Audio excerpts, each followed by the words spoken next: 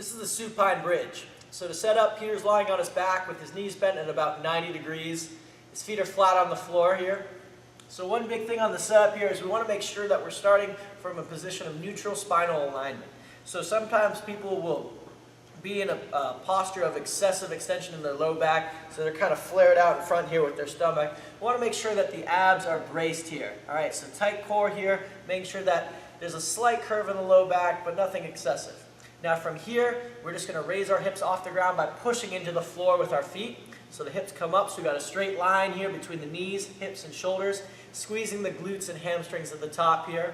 All right, so come back down, come up again, hold it at the top for about a second, and then back down under control. So you should feel this mostly in the glutes and hamstrings. If you are feeling it in the lower back, then you're probably arching with your back. So again, try to reset your hips. So maybe do a slight posterior pelvic tilt, brace the anterior core, then move from there. All right. So one common mistake people will make too, on note of that, they'll arch too much as they come high. So they try to get their hips too high, and they extend here with their lower back. All right. So the goal isn't to get your hips as high as possible necessarily.